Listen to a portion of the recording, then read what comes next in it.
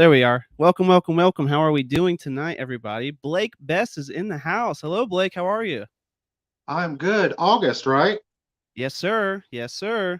It is a pleasure to meet you in person, sort of. I- In person. I know we've talked on the phone maybe a couple times now, but we've been talking. But yeah, no, it's a pleasure to meet you face to face. I should say. I've walked by you. I should say at the what was it, FrankenCon recently, but didn't meet you in person. So, but here we are, ladies and gentlemen. Thank you for joining us tonight. My name is August. I'm the host of Strange Films Live. And that little intro video, if you don't know Strange Films, we are basically a big multimedia production company. We do a lot of horror films and music and arts and comics and everything. But my special guest tonight for you guys is Blake Best, award-winning author, actor, composer. So thank you for your time, my friend. How are you doing this evening? I'm doing well. I'm just excited and excited about all the things coming up. I got a lot happening. So, I know you're a busy, busy guy. I see you posting all the time about your new projects and your new events and conventions coming up and all kinds of stuff. Me and you have talked about a few things as well. And obviously your book Razor's Edge, which we're going to get into here in just a little bit, is as a big selling point for you and everything. So it's really, really cool to have you on the show. But I'd like to go ahead and get into it. I know we've probably got a lot of mixed people in the bag, people watching you who know you, and then people who don't maybe know you and are watching. So, Blake, how about you give your brief, just like a Spark Note version of your origin story, kind of how you came to be in the industry as an author and everything. Why don't you go ahead and let the people know who you are? all right, sounds good. Well, my name is Blake Best. I'm an author, originally from Nashville, Tennessee. I relocated when the traffic got to be a little bit too extreme. I like my privacy, so I Oh moved yeah. out to the country to get some good writing in. But I started writing professionally in the industry about 7.5 years ago. I retired out of the music business and decided I wanted to write. Uh, from the touring side of the music business, I still write music, but I wanted to write stories. And I grew up loving Nightmare on Elm Street, and I thought, well, one of the stories I want to tell is I want to tell that origin story that everybody's always wanted since '84, since November 9th of '84, when Freddie drug his claws down that pipe the first time. Everybody wanted to know, what is the deal with that guy. So I decided, let me tell the story and tell the story the way I think Wes would have told it. May he rest in peace. It covers a lot of things that most people don't know, like the original 20 victims, the Springwood slasher murders. It was a 5-year rampage that Freddie went on from '66 until '71. And he killed a lot of prominent citizens' children, some that you'll meet in the first Nightmare on Elm Street, and some that you'll meet in some of the other films. And something else I did special was I bridged a lot of the original films together. I felt like there was this disconnect and it kind of needed to be done. So that's how I got started with that. And then I wrote books on the Loch Ness Monster, and I wrote books on demonic possession. And then I wrote a book on the story behind Nightmare 4, which is called Behind the Screams. And it's like a nonfiction book on how they made the film. Oh, cool. Right on. Well, we're going to get into your books, specifically Razor's Edge, and we'll talk about your others as well. But let's go ahead and catch up with some of the people in the chat right now because we've got some. We definitely it's buzzing, and we've got some people watching. So of course we have Scares. That's our good friend David Brandon in the building. He is here watching, hanging out with us. David.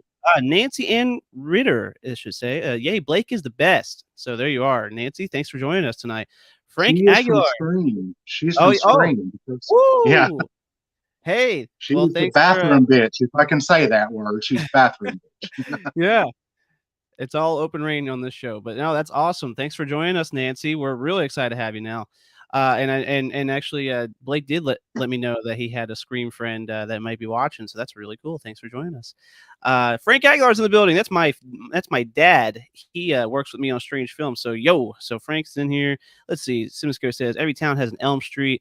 Alan Braswell is in the building. He says it's beginning. Thanks for joining us, Kelly. Tips hat. He is saying hi. Let's see, Sean. That's my best friend, Sean Bingham. Do you know Sean Bingham here? He I said, do "That's know Sean. Hi, Sean. Yeah, I'm also his brother. Yeah. all There right." you He go, says, Sean. How's that? "Oh, there it is. Yes, right on. That's my brother." All right. Oh, I loved it. I was actually going to ask you if you wanted to bring that on the show. I'm glad you just had it on you. Oh, yeah. Good deal. I know you have at the conventions and everything and your promo photos and stuff. So thanks for bringing that. That's cool. All right, Mass Driver's in the building. The Freddy, that Freddy Krueger is a real jerk. Well, yeah, those the movies. That's why he's awesome though. He's fun. West Texas HorrorCon is in the building. Is that David Pilgrim? I should. It is David Pilgrim. Hi, All David. right, David Pilgrim. Thanks for joining us tonight. All right, and we're going to actually talk about some West Texas HorrorCon later on in the show. Okay, so we got one more here. Elm's Last Brat. Hi, Dad. Is it, That's you my got son. Yes, all right. my son. Awesome. Awesome. That's great. That's great. Thanks for joining us, buddy. All right, David Pilgrim in the house. There we go. So we caught up with everybody. Thanks for joining us. Feel free to always chat. We'll give you shout outs and we'll talk with you as well during the show.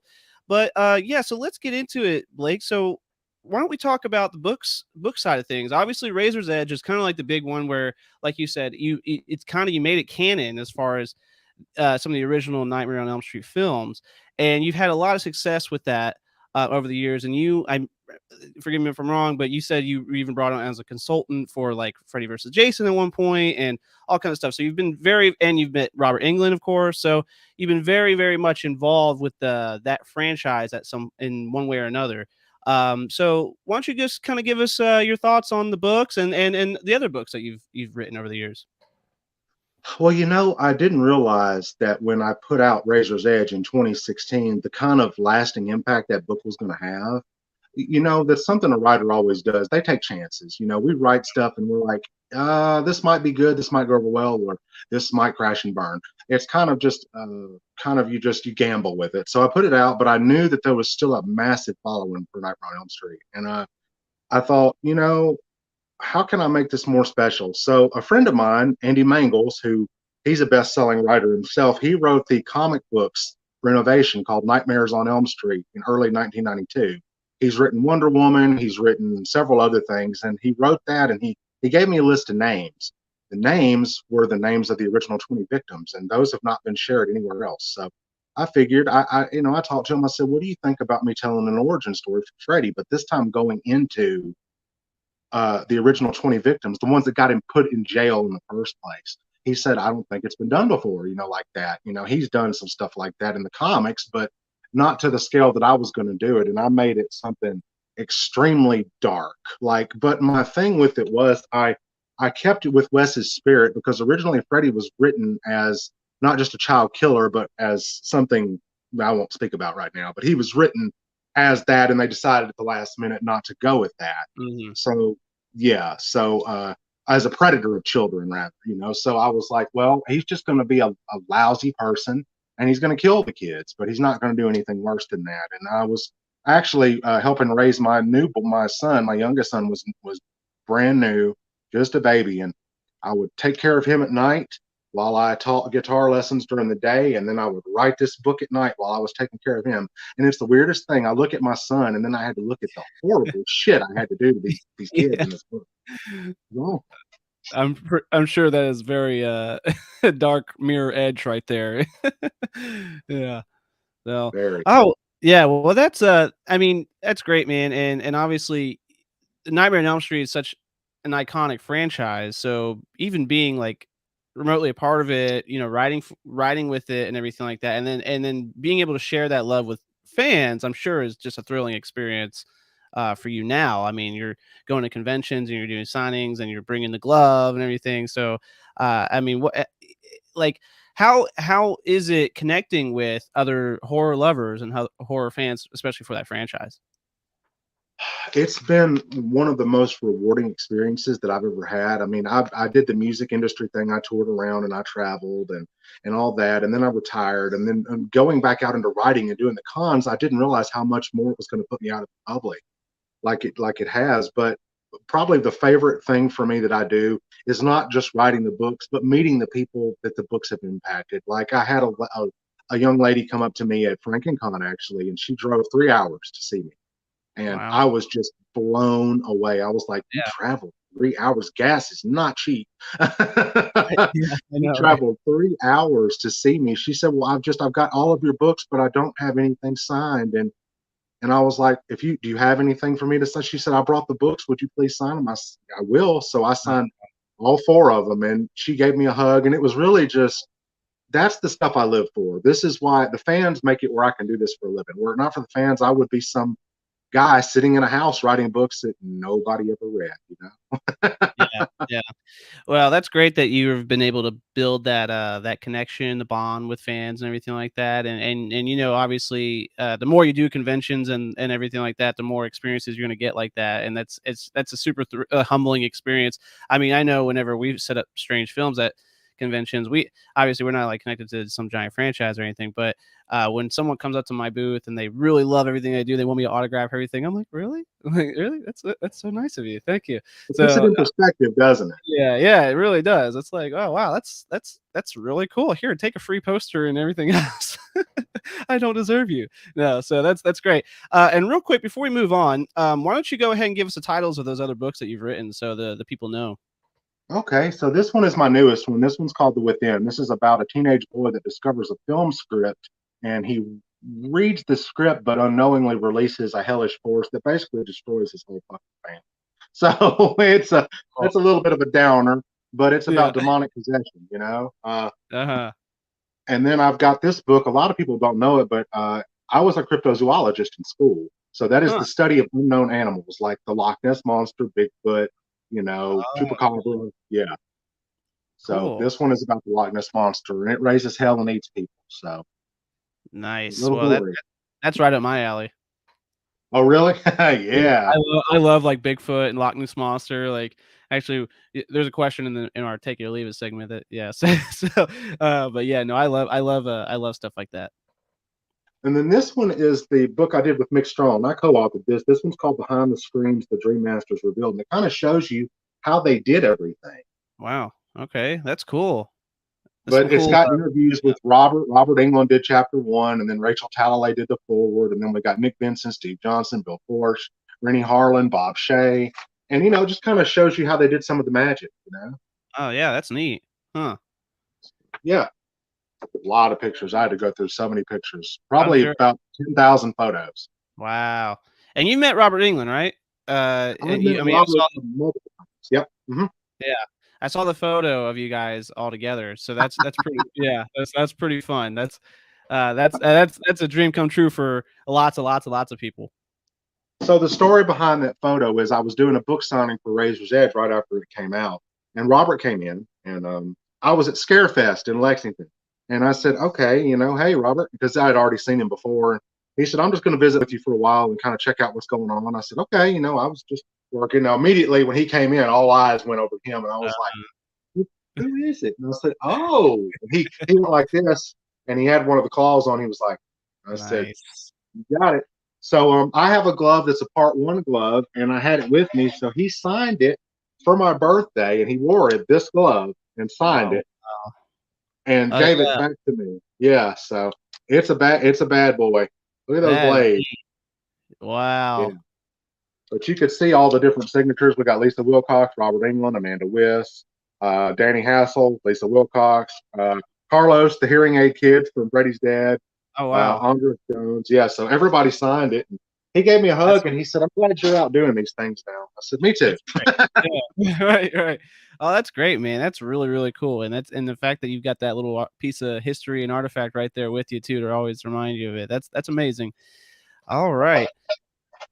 All right, good deal. Well, thank you for sharing. Obviously, we there's some more stuff to you that we're going to dive into here in just a little bit, but I want to go ahead and take us to one of my favorite segments of the show, which is called "Take It or Leave It." So basically, Blake, the game is I'm going to ask you 10 questions. Five of them are going to be related, somewhat related to kind of like what your industry is. So horror and films and stuff like that. And then the other five are going to be completely random. And basically, all you got to do is tell me if you take it or leave it and why. And this is just a good icebreaker to kind of let our guests know or let people know our guests a little better and just have some fun conversations in the meantime. But before we do that, let's give some shout outs here. First of all, I want to give a big shout out to my mom, Denise McKee. She is her 50th birthday today, so I wanted to give her a big shout out. Thank you, Mom, for everything you do, and we love you. The entire Strange Films family loves you, and I love you, of course, and Augie Jr. loves you. Everybody loves you. So thanks. Happy birthday, Mom, and I'm going to see you this weekend. I can't wait. Our Strange Films family, I want to thank you guys for always tuning in and showing us the support and everything. So I'm checking out the comments over here. Looks like your son is hanging out a lot over here in the chats and hanging out with Nancy. That's great. That's great. So, oh, I got Kelly as well. He says, Blake, which book do you feel is your best writing? He has a question for you, Blake. Oh, well, thank you for the question, Kelly. It's nice to meet you. I think my best writing actually is probably, well, it's probably a toss up between Razor's Edge and probably The Within, because growing up I was abused, and I kind of touched on that a little bit in The Within with my character. There's a really volatile home life. It's not really physical abuse as much as it is watching the abuse between his mother and father, and they're not getting along because of what the dad does for a living. So I wanted to make that really believable and real. So I reached into my own, past and kind of pulled some things out there. And then with Razor's Edge, I kind of Andy Mangels once called me the Freddy Krueger expert, and I kind of wanted to live up to that title by bringing something that everybody would be proud of and something that they could read and love and feel like they could learn more about Freddy and what he was and what makes him so damn evil. Right. Yeah, that's a pretty good explanation, and also, obviously we've talked about this before, but I haven't read Razor's Edge yet. But I'm very excited now, especially after we talked on the phone about it for so long. And can people pick up your copies of your books on like your website or a website in general or anything like that currently? Yeah, they can order them through the website. I believe I sent you the links to that. I believe. I'm gonna post them in Um, the channel or the video below after this is done. I'll make sure the links are in the video so people can go to okay. those. Cool. Yeah, they can order from my website. They can order from me from Facebook. And what I'm doing right now to help support the incredible West Texas Horror Con is I'm donating half of everything I make from the books back to the con. Nice. So if you order something, a book's $20, I'll send $10 over to West Texas. Let's bring a little bit of Elm Street to Odessa. How Oh, about right on. I love that, Blake. I love that. We're going to talk about West Texas here, HorrorCon here in just a little bit. But that you heard it from Blake himself, guys. If you pick up a copy of Razor's Edge or any of his books, he's going to donate half of that to the convention, and that's really nice. That's good stuff. And Kelly said, I'll pick it up. I'm excited. Simmons says Blumhouse is bringing Freddy back. That is the rumor. We will see. I hope so.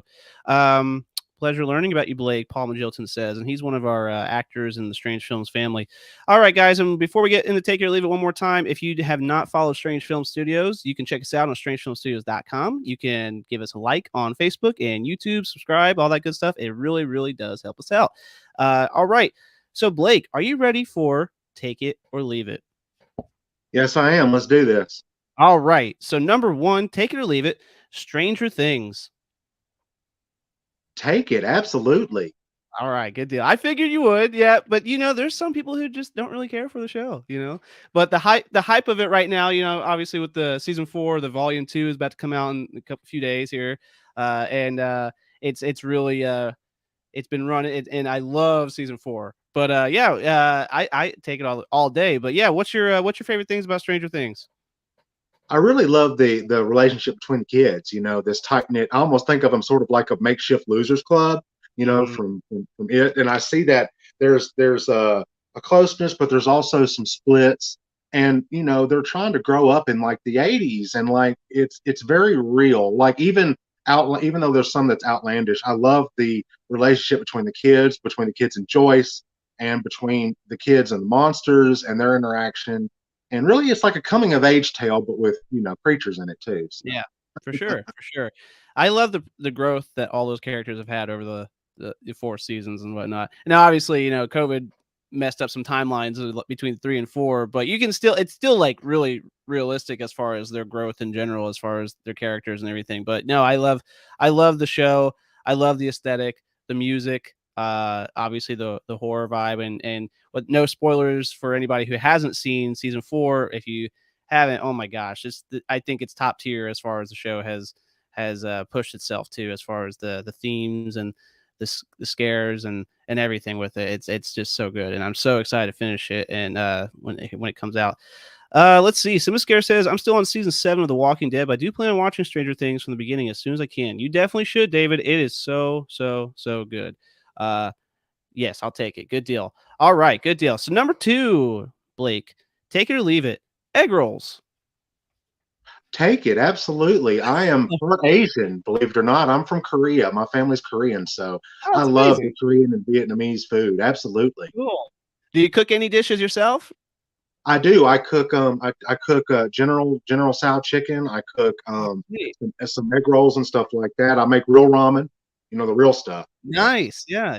It's funny, before I put egg rolls, I had General Tso's, chicken as the take it or leave it, and I was like, "Ah, you know what? Let's just do egg rolls," oh, good deal. I'm a huge egg roll fan. I love veggie egg rolls and chicken egg rolls, pork egg rolls. I don't care what kinda egg roll it is. I am a huge egg roll fan. Uh, and but I remember when I was a kid, I always was kinda like, "What what is this?" But, yeah, now I'm an egg roll fiend. I wish I could make them myself. I know they're not that hard to make, but let's see. Simascare says, "Yes, take it. I plan on making my own version soon as I'm a chef." Right on. Right. But egg roll or spring roll? I know there is a difference, but I guess, I would go egg roll. The spring roll's a little thinner, right? Is that what It that is. is? I like them both. I like them both. Depends on the mood for me. Yeah, okay, yeah. I know they're a little thinner. I mean, I don't li I'm not mad at it, I can eat it, but, yeah, I think the egg roll, I just like the crunch to it, the nice little thick crunch to it. Tell you. And then tell your mom, "Welcome to 50 Club." All right, Paul, I will. All right, number 3, Blake, take it or leave it. Uh, cheesy horror flicks, like, so bad they're good, or they're just terrible, they're just so bad. But, cheesy horror flicks. Absolutely take it because I have been in some real winners, man. Yeah, yeah, yeah, Absolutely. I love them, like Velocipaster. Oh, okay. yes. Oh, yes. I It's haven't so seen bad that, it but I lives know what around to you're be talking good about. again. Yeah, yeah, yeah.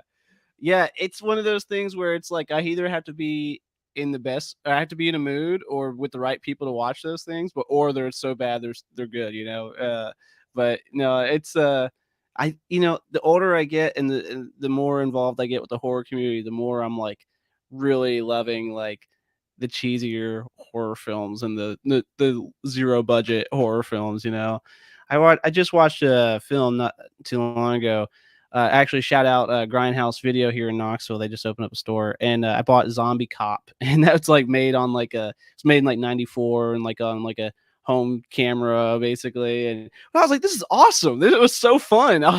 It's like it just like I was like, oh man, anybody can make this just with a home camera. But it was like a lot of fun. It was only like an hour long. It was great.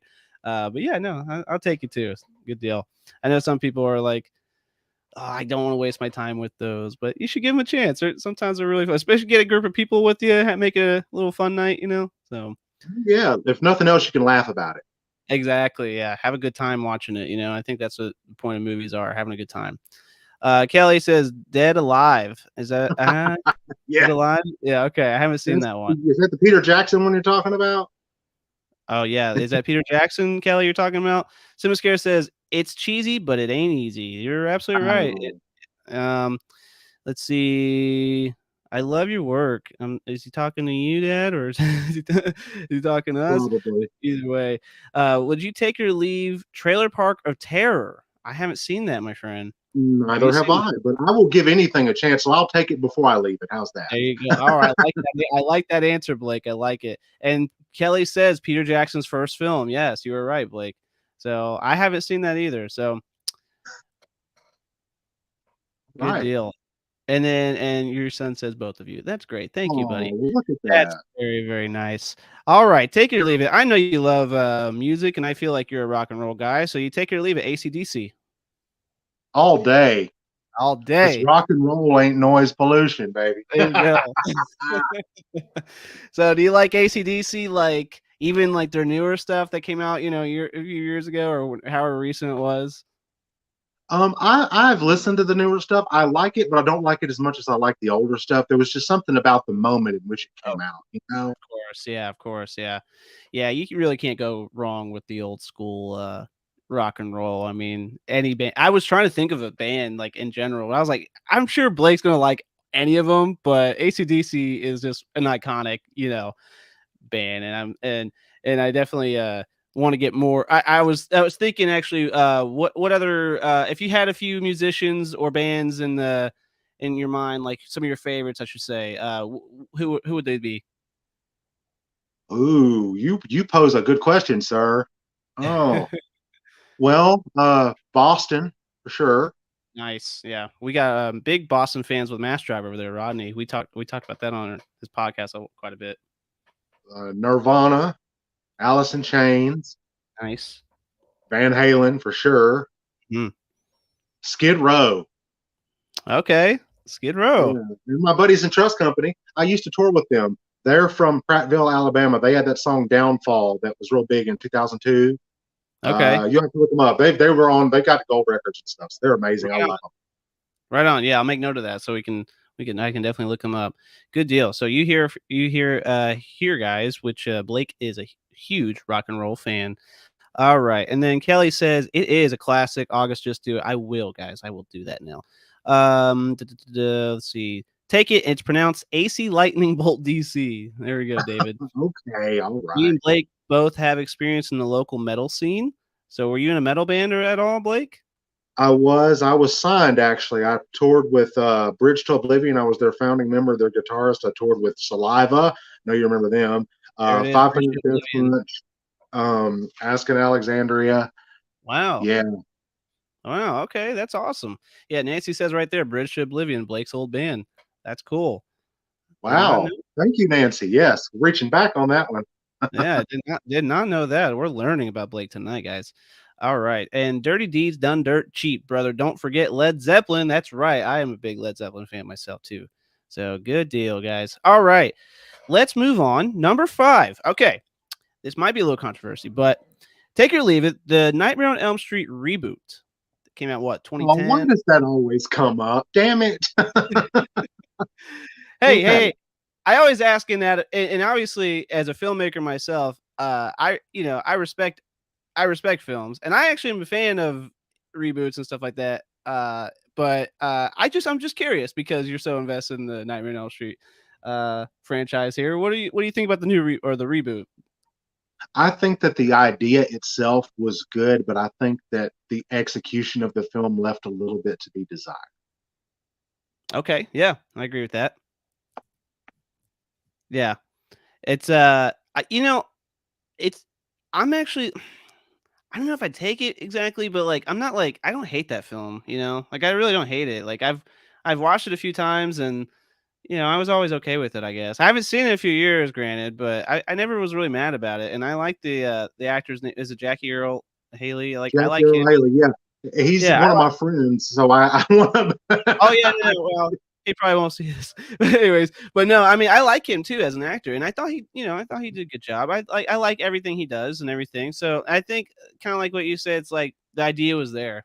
Maybe execution, So I studios. take it and can I take it and leave it at the same You can time? yeah, yeah, yeah. You can be in the middle there. All right.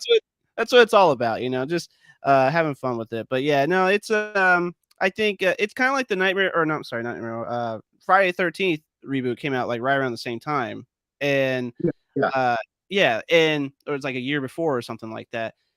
And I actually just rewatched that not too long ago, and I remember it got a lot of hate or whatever, and maybe at one point I was like, it wasn't that good. But the last time I watched it, I was like, this isn't bad. Like it's fun, I like seeing Jason on screen. It's like I like seeing Freddy Krueger on screen. So Yeah. that's kind of where I'm at with stuff like that. Sometimes the execution doesn't always fall through, but it's good that they came out with one anyways. Do you think we'll see another Nightmare on Elm Street film in the future? I think that it's possible, but Robert has pretty much, and I've asked him this at length myself over the past 30 years that I've known him. He at one time he would have been all for doing it again, but he's getting older and it just physically it takes a toll on him. He has to be in that makeup. Last time I talked to him, he said it took him, they got it streamlined to about an hour and a half to put on and about an hour to take off. But in the beginning it was 4 hours to put on and 2 hours to take off. Oh gosh, yeah. It did a real number on his skin. It hurt. Really? He got cracking at the skin at the eyes, and they used medical adhesive that they use on colostomy bags. That's what they used to glue that on. Yeah, yeah. Wow, yeah, and I mean, obviously, back in the day too, most filmmakers was using just regular prosthetics, like practical effects and stuff like that too. So, like, yeah, it's heavy makeup and stuff like that. I can only imagine him doing, and like you said, it's a physical, not only with the makeup and stuff, but like that character itself was so like physically demanding, I'd say, the personality behind it and everything like that. And he is getting older. I would love to see Robert Englund, but I just don't think it's kind of appropriate now Yeah, at but I at think his that age. they'll. I've had some people ask me. They're like, "Well, would you ever option your book off to New Line?" Yeah, I would if we got to an agreement for an actor and someone that I could see, which I have my own opinion about who I think pull off a perfect Freddy Krueger now, Oh yeah. and it's gonna be a problem with a lot of people I know. So If you want to share it, you can. If not, we'll keep it to yourself. Maybe you tell me on the side. I think Doug Jones could kill it. Really interesting. Well, because he always plays a monster or some kind of Yeah, creature. Like, did you see The Shape of Water? I have not seen it. No, but Did I you know see Doug Jones Hellboy? work. Hellboy. Yes, yes, I've seen Hellboy. Yes, He was Abe Sapien in Hellboy. He yes, he has that. He's very thin, like Robert was in the beginning, right. and he has that nightmarish look. I think he could do it. I think he really You could. think like as far as like the attitude like Freddie has though, like that kind of like that real vocal approach and if I mean if they went like the kind of throwing it back with Robert Englund's character or take on it, like I just feel like I haven't seen Doug Jones. Maybe I mean maybe I just haven't seen enough of his work, but to kind of go to that level of Well, it. I think they'd like to get somebody that's really comfortable under those prosthetics because he's always under a lot of That's true prosthetics in every movie. And for then sure. his career goes back. He was in Hocus Pocus. He was Billy, Oh the yeah, that's dead. right. And then he was in Batman Returns. He was the clown that got punched by the penguin when he says, "Welcome home, Oswald. My name's not Oswald." And then he hits him with the Yeah. the Huh. umbrella. Yeah. Yeah. Yeah. Yeah. Okay. But something else though, something else I do want to bring it up. You're talking about prosthetics. The stunt men, I've got one of the stuntman screen worn masks, and it's all one piece. But you can tell by looking at it that in the right Oh, yeah. there we go. Wow. Yeah, Look at that. Look at there that, you go. guys. That is you don't see that every day. That's cool. You'll get to see it if you come see me in July. You need to come see me. We're gonna plug that at the end as well. So yeah, that is neat though. Thanks for showing that for everybody tuning in. No And problem. I have a look at buddy baby, tonight. look at Baby Yoda there. Oh, I love it. I love it. All right, let's catch up with some of the chats here because we had some thoughts on the Nightmare on Elm Street thing. Here we go. Let's Oh see. boy, here we Thomas go. Harris says, "I've seen it in theaters. I love seeing Freddy, but Jackie Earle Haley did okay, but didn't look as good. Maybe it was CGI on that. I really don't know the behind the scenes on a lot of that stuff, but I can see what you're saying. That I do like Jackie Earle Haley. I just maybe he just wasn't as didn't do as much justice, or the studio maybe for him. Pardon, but it gets hardened. I'm not really sure what that means on gaming. What Uh, the hell does that even I mean? know, I know, that's what I'm saying, like, I don't even know what that means. Let's see, just watched Machete, the ending blue. I haven't seen Machete either. West Texas, David, he says, the problem with the writing with that movie, so I can see that Blake should write the next Elm Street film with older Freddy. If anything, maybe Robert Englund could do a small cameo. I don't know. You never know. Let's see. Dad show Baby Yoda there. There it was. There it is. Kelly, yes. Frank, Blumhouse said that they would get Robert to do it. I did see that quote, but I just don't know if it's going to happen. I really don't know if it's going to happen. I would love it. I think obviously everyone would love it, but like Blake said, he's just getting a little old, man. Like just older. That's a really big commitment to make. For a whole film. Let's see. Nancy agrees with you. Doug Jones is great. I would, now that you've put him in my mind, I would like to see it. Pet Cemetery 2 cheese, but great. I haven't seen the second one. His movements would be terrifying. Pan's Labyrinth. I haven't. That's another one I still need to Right watch. on, Kelly. Right on. Yeah, Kelly knows his stuff. He's a good friend and fan, and he knows his stuff. Blumhouse should option Blake's Razor's Edge. There it is. I tell everybody, I'm like, if Strange Films could work with any studio, it'd be Blumhouse. Like that's the studio, man. I love Blumhouse. The Mask is too real, yes, and not Machete, Hatchet. Sorry, they must have blown the budget at the end. Hatchet, I think. Yeah, I think you're probably talking a little bit more right there. Let's see. One more comment. Let's move on. Let's see. I'm ready for Kevin Bacon to play Freddy. He is perfect for it. That's someone I could potentially see. I don't know. I like Kevin Bacon a lot though, so maybe I'm just a little biased, but yeah, no, I can see that. All right, Blake. Number 6. Take it or leave it. Snakes. Leave it. Leave it. I'm leaving it. I'm leaving it too, brother. I'm leaving it too. I like. Okay, I was trying to explain this earlier, but snakes are like. I think some of them look cool. I like how snakes look and stuff, but I don't want to be around them. I don't want to touch them or anything like that. And like I know there's a lot that are like really friendly and like they're peaceful and they're chill. But then there's a lot that are like really dangerous and scary and poisonous. And I just rather leave it. So I'm only afraid of two kinds. You ready for this? Yes. A big one and a little one. There you go. That covers a good range of them.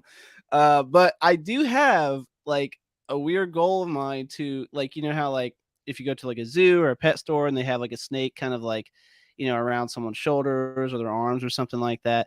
I want to like be able to like let that snake come on my arm or my shoulders or something and get over that fear just once. Just I want to say I can do it, but like it's a I had big one step. on me. I didn't care for it. Yeah, oh yeah, yeah. I can imagine so. Um, yeah, so snakes, I leave it all day as well. Let's see. Kelly says, I like that they exist like over there. Yeah, exactly.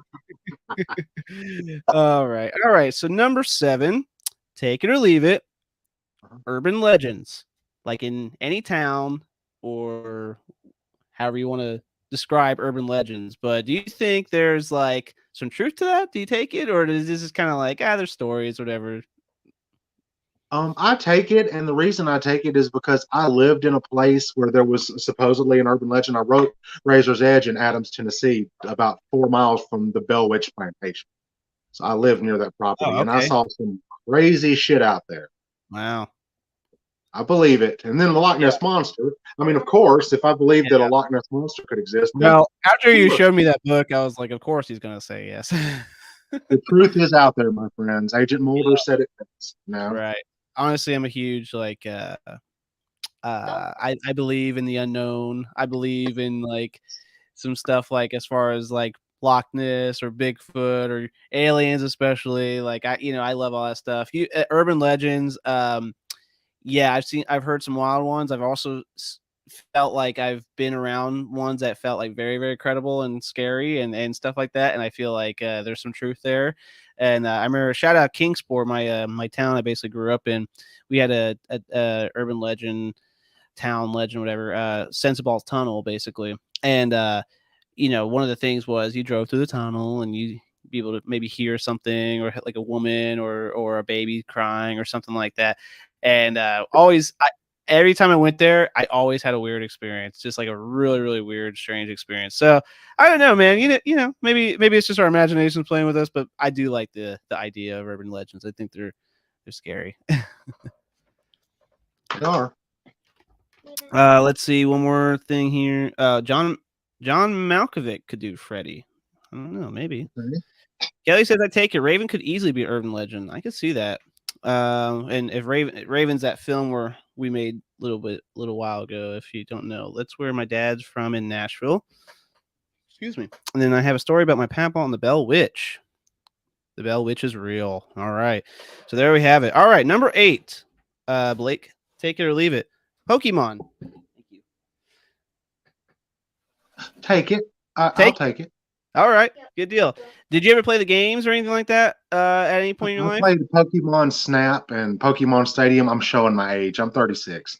So I, yeah, I'm yeah. I'm 30, so I played Pokemon Snap and Pokemon Stadium and everything. But I mean, when I was like, gosh, whenever like all the mainstream games were coming out, like on Game Boy and the Pokemon cards and everything, I must have been probably. I mean, you were a few years older than me, but I still was. I still remember being like young and being like, oh my gosh, this is awesome. And then like I just hooked since. I still play the games now. Like if I just played the what was it, oh gosh, the newest ones that came out just recently, and then Brilliant Diamond and Shining Pearl, and then the new ones are coming out, and I'm a big Pokemon fan. I used to collect the cards all the time, and I still have a collection of them. But Pokemon is just one of those childhood memories of mine. I can't let go.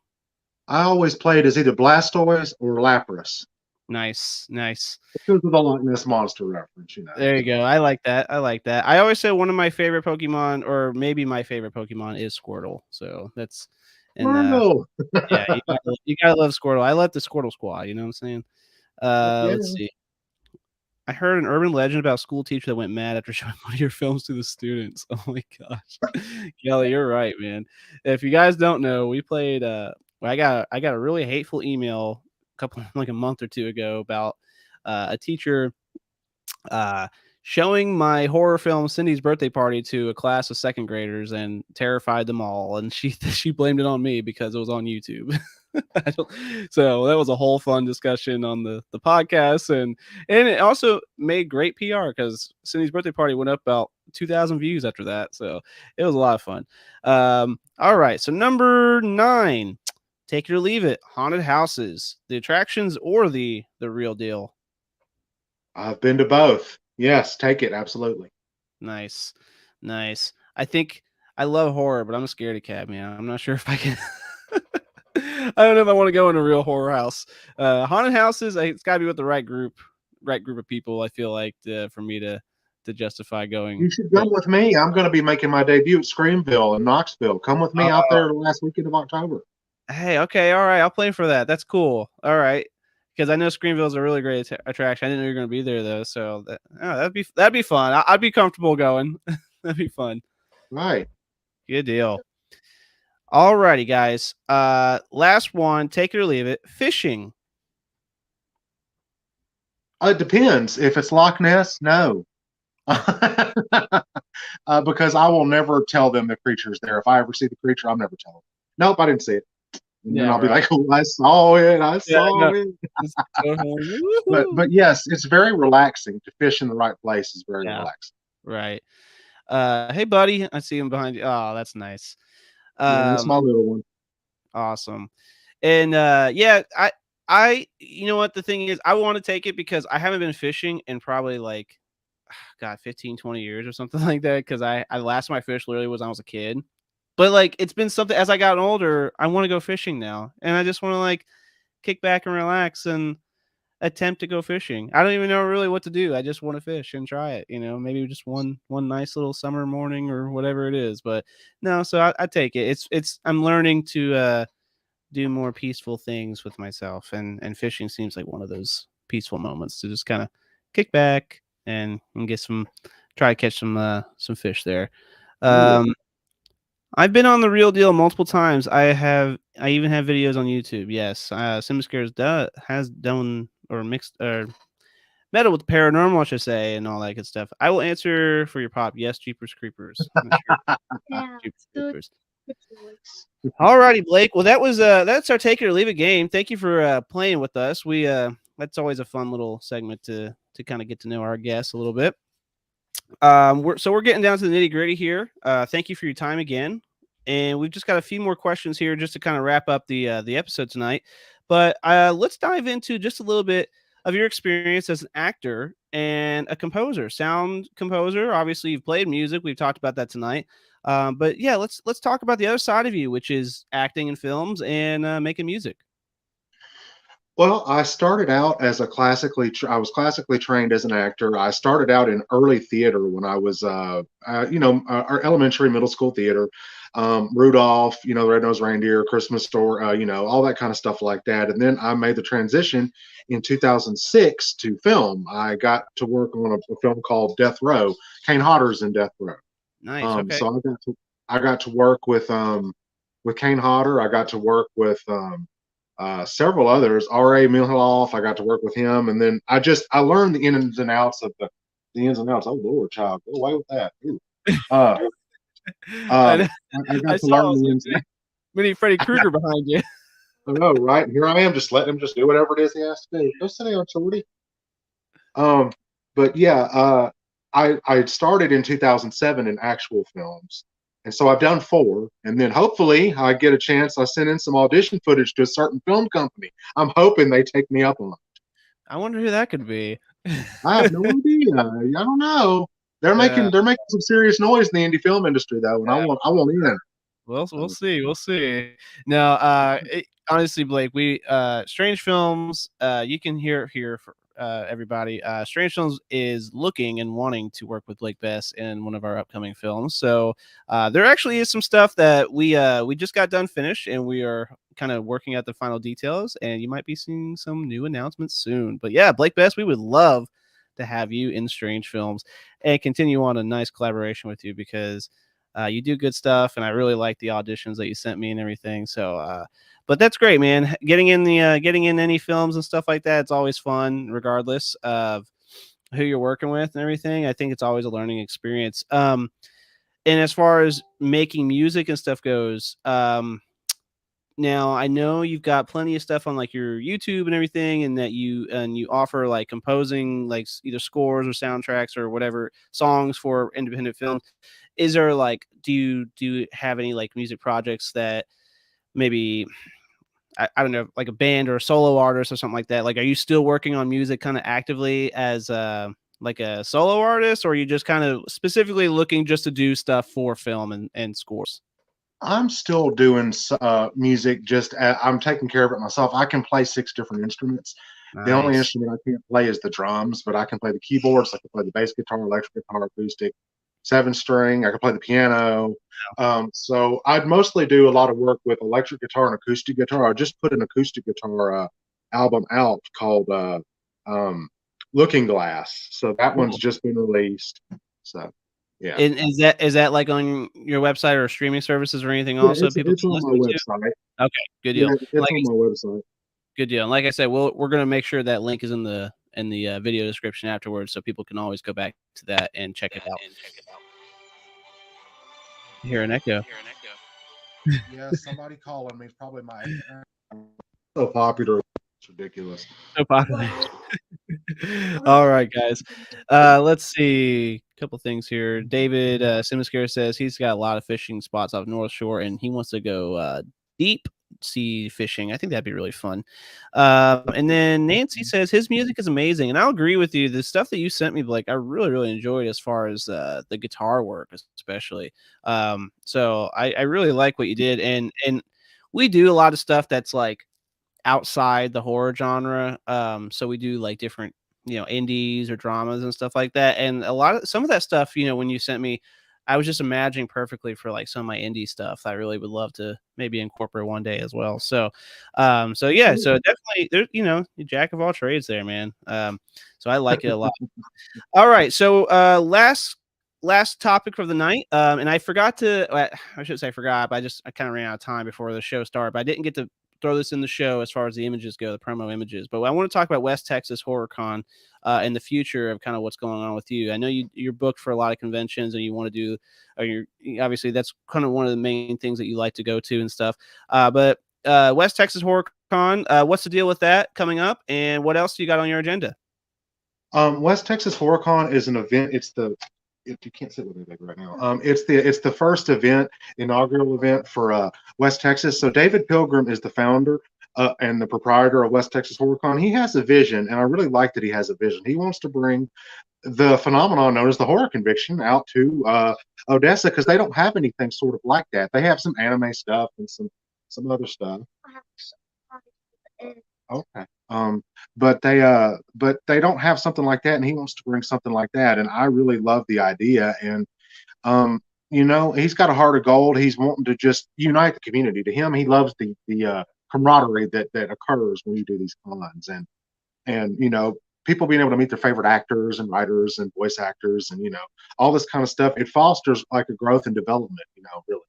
And he's just into that, and I second it. So I'm donating half of everything I make book wise back to him. But I'm going to be doing an event there with him on the 30th of July.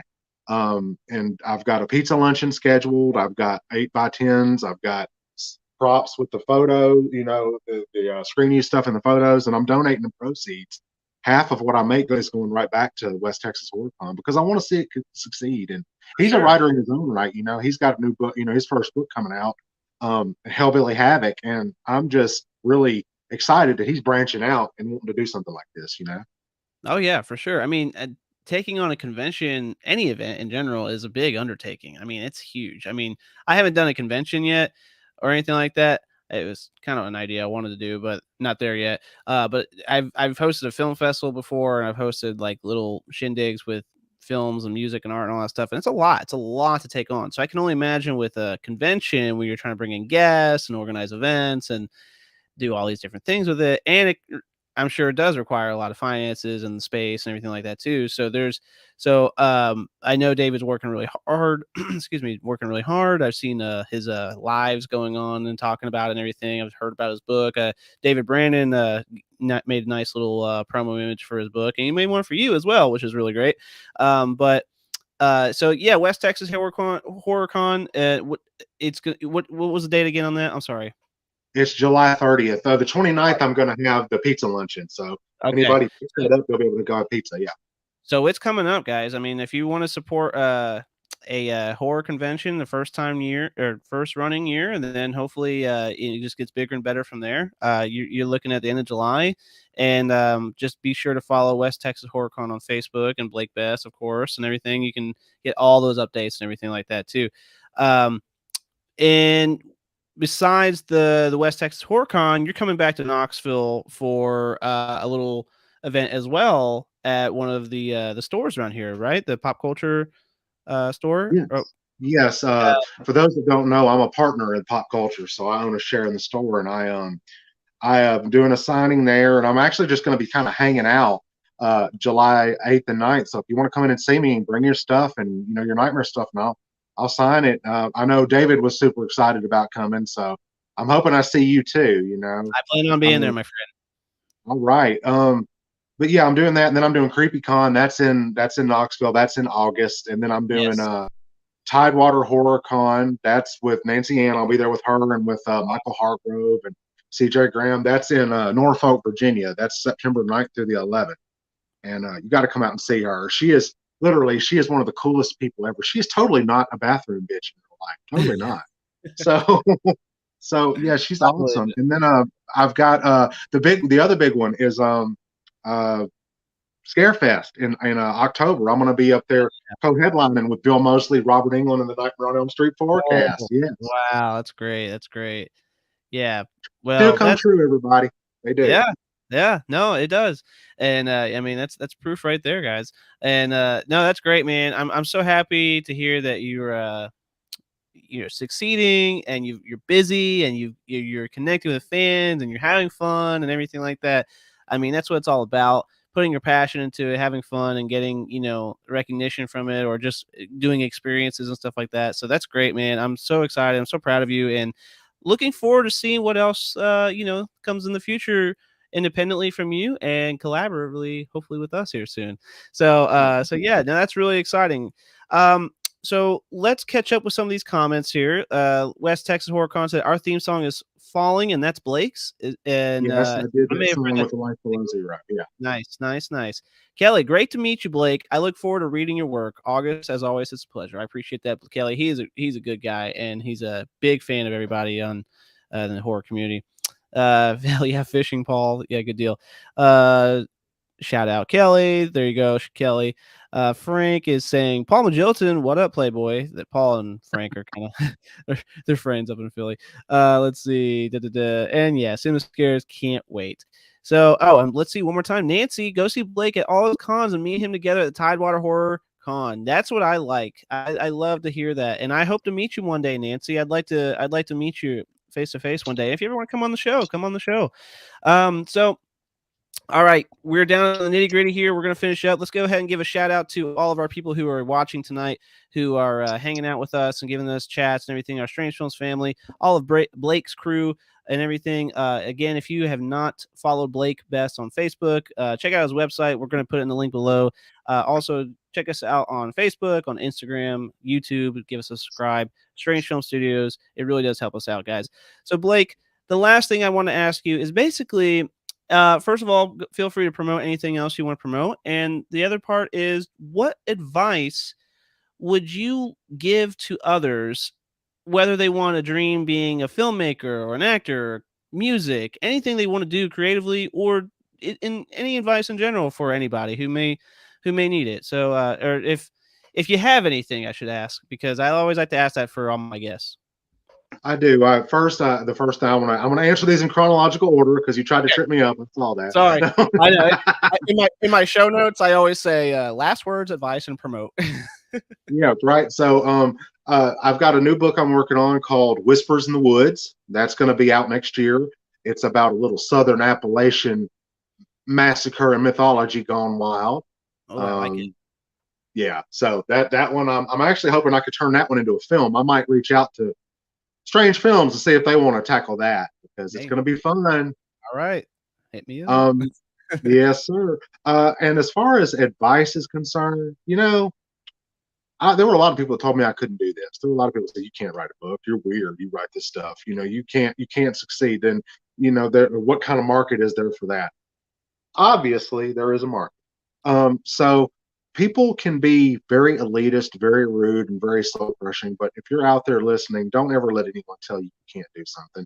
Because let me tell you something. I come from a broken home, and I still managed to have a family, to have a wife, to have all these loving fans I get to see at all these events. And dreams do come true. And if you've had a rough past, piece of advice for you: don't forget it. Don't forget your past. Own it, but don't let it define your future.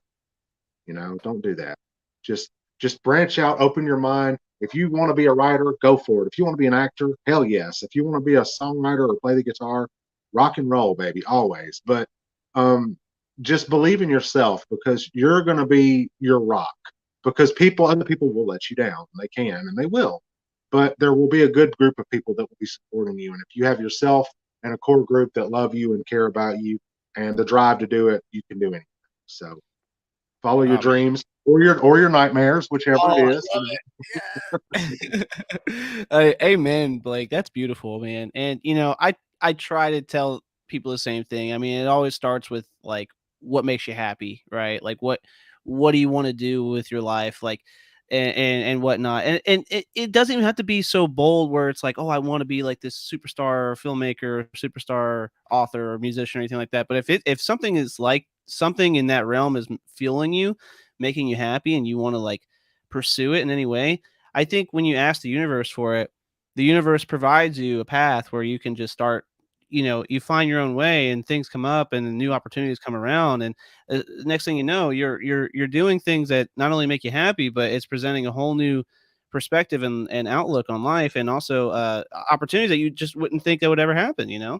Absolutely. And perfect examples are Sean Bingham, who you saw in the chat, and Yep. David Pilgrim. Both of these gentlemen come from humble backgrounds and they are making serious waves. And I am so proud of the two of them. They're good friends, they're colleagues, but more importantly, they're family to me. And we are all there for each other. And that's something else. Build each other up. Don't tear each other down. The world's far too, pardon my French, fucking negative already. Oh We have yes. enough of that. Just enough of that. Just slice it. Just no more negativity. But let's be positive, support each other. Congratulations to David for his new book. Congratulations to Sean. He's an up and coming TikToker, and he is an amazing, immensely amazing human being. So he's got some other stuff I'll fill you in on later, but I want to keep it Right kind on. of incognito For right sure. now. Yeah, but yeah, they're both just making waves. So if we can do it, the three of us, anybody can. So Right on. And go that's for it. that's that's the other point, like a great point to make is just being able to be positive and support people because like you said, there's just so many people that don't want to see you succeed for whatever reason. They don't care, whatever it is. And I've dealt with that personally, and I don't get it. I'm in a position now where I can help people. I can produce things for people. I can offer a resource or I can connect people with somebody. And I like doing that stuff, like I've had that experience where I remember not knowing what to do and figuring it out on my own and all that stuff. And it's like, now I'm in a position to maybe be able to help others. And also like I want to get to a place where it's constantly being able to have a team or people that I can the newer people that are coming in the scene and like being like, hey, maybe you don't know this, but I can offer you that and come hang out with us here. And, how can we help you, and stuff like that. But it's always about, I think, just sharing, collaboration, being positive and uplifting each other. I mean, I think what's it Jim Carrey says, uh, the best currency or something like that is the effect you have on others. It's just like, I think if you just like be able to be a good person to people and share the love and wealth of creativity and successes of others and stuff like that. I mean, you can't go wrong. So that's great advice, Blake. I know everyone here is really enjoying that because Kelly even says, great advice. Thanks, brother. Uh, says David Brander speaks very highly of you.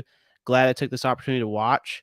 We've got a lot of people here See Mascara Studios. I'm new to the con scene. Never been to the Fanboy Expo. Hope to see you there. Nancy's still here hanging out. Oh, and here it is. Blake is a testament to rising up like a phoenix. I love that. So, Paul, please do a collaboration. We're planning on it, Paul. Would love that. Blake is hosting a pizza luncheon in West Texas Con, 7/29, June 29, or I'm sorry, July 29th, day before con, and double check with Blake. Yes. So, one more. Keep it up, Blake, and don't put your eye out. Yeah, be careful with that glove there. I love that you're just hanging out with it though. I do love it, and Blake, again, I can't thank you enough for your time tonight, and you've offered some really really great advice there. I think everyone got a really good insight of who you are as a person as well as a creative and everything. And we're gonna put the link to your website so people can check out your book and buy if they'd like. Obviously, all that information is out there for all the conventions coming up. But is there anything else you'd like to plug in or promote, or anything else you want to say for the people tonight? This child right here is mine. He's absolutely mine. He's got the Freddy hat on, and he's the reason I do what I do. He's always like, my daddy's got the coolest job ever. And that's awesome. Do you know? Yes, but I have a little announcement. What's your announcement, boy? If you want to be like him, all you have to do is work hard every day, and you will get it. There you go. Whatever I like that advice. And you can go to the ponds, and he might teach you how to. Well, don't give me no more. I got enough work to do. What are you doing? I said I like it. Yeah. I like it. I like it. I hope you all have a great day. All right. Look at him. He's so polite. Isn't he? That's very polite. Thank you, buddy, for coming on and hanging out with us as well. I love it. Thank I you. hope my son can do the same one day when he's old enough. Awesome. All right. Well, Blake, it was a pleasure. Thank you so much for coming on tonight. Obviously we'll be in touch and stuff like that. And everybody follow Blake Best. It was great speaking with you tonight, man. And we're going to go ahead and wrap up the show. Thank you guys. And I guess we'll catch you all next time. Thank you very much. You guys have a great rest of your night. All right. Bye-bye. Thank you.